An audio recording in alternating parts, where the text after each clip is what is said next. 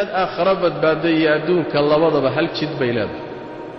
oon mid labaad lahayn jidkaasina waa nebi moxamed salawaatu rabbi wasalaamu calayhi raacitaankiisa rumayntiisa jidkiisa inaad marto raadkiisa inaad raacdo inaadan midig iyo bidix midna uga leexan dariiqaa way dariiqa keliya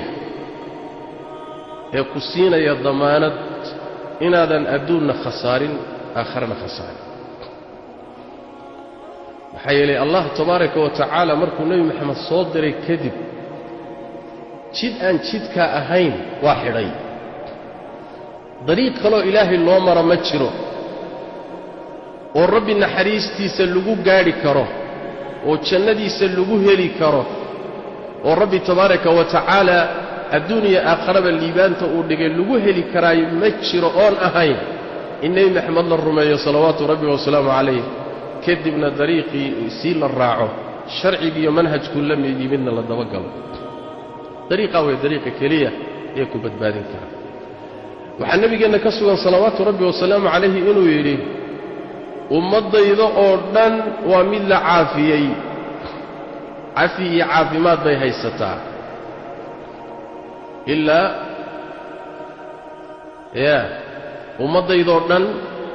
jannaday gelayaan ilaa ciddii diidda mooye waxaa la yidhi rasuul ilaahi oma cid baa jannada diidaysa barwaaqada meeshaa taalla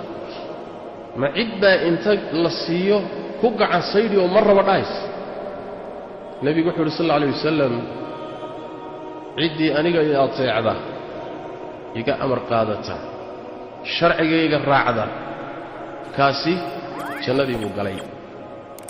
ciddii i caasida amarkayga diidda jidkayga garab marta oo jid kala jeexata kaasina jannadii waa diiday buu nebi moxamed yidhi salawaatu rabbi wasalaamu calayh marka caasi ilaahay nebi moxamed dariiqiisii garab maray salawaatu rabbi wasalaamu calayh jidkii uu jannada ku geli lahaa ma hayo wabittaali jannadii waa diiday meel kaluu u socdaa marka sidaas daraaddeed buu nebigeennu salawaatu rabbi wasalaamu calayh tusaalayaal ka bixiyey arrintaa iyada a fara badan qur-aankuna meelo badan inoogu tilmaamay tusaalayaashaa waxaa ka mid ah rasuulkeennu wuxuu leeyahay salawaatu rabbi wasalaamu calayh mahalkayga sifadayda waxaan ka dhignahay sidii nin dab hursaday oo kale dabkii markuu huriyey oo dabku wixii agagaarkiisa ahaa uu iftiimiyey ayaa waxay bilaabeen baalalaydii iyo cayayaankii inay dabka ku daataan isagiina wuxuu bilaabay inuu cayayaankii iyo baalalaydii uu dabka ka qaqabto ka celiyo baalalaydii cayayaankiina inay ka tambataan oo ka xoog bataan oo ay ku daataan dabka isagiina celcelintoodii ayuu ku mashquulsan yahay ayaguna waa ka tambadinahayaanoo markaasay dabka isku daadinayaan nebigu wuxuu uhi sal alla alay wasalam taasi tilmaantaa iyo sifadaasi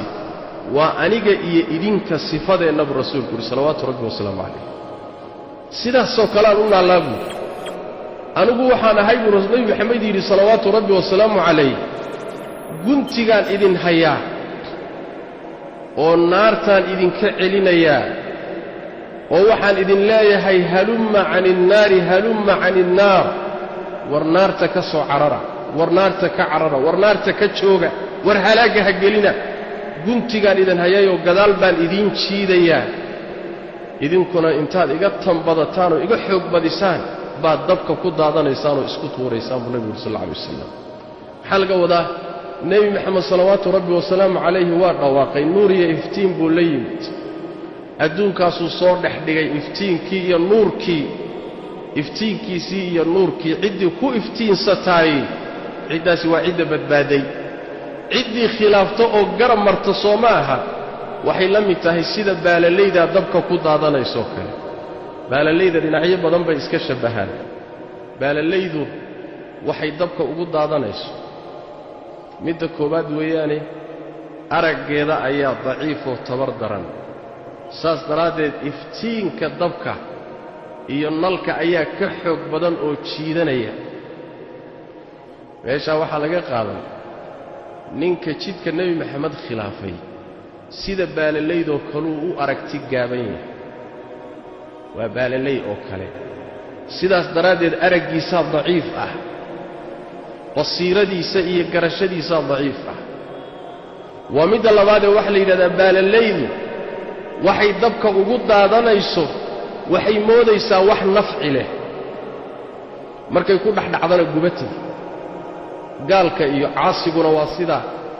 gaalnimada wax nafci leh buu moodayaa shirkiga wax nafci leh buu moodayaa macaasida iyo dunuubta iyo shahawaadka marka la gelayo wax nafci leh kuugu muuqanayaan oo shaytaanku kuugu qurxinaya sida baalalaydii baad ku daadanaysaa adoo wax moodaya waabaad gubatayba meeshii haddaad tagtay ood moodaysa inaad nafci ugu tegayso dab ku guba iyo halaag baad kala kulantay baalalaydaasoo kaluu nebigu ku shabbahay salawaatu rabbi wasalaamu calayh aragtida gaaban ee aragtida lahayn meel aan manfaca jirinna ka raadinaysa kadibna ku halaagsamaysa taasoo kaluu nebigu ka dhigay salawaatu rabbi wasalaamu calayh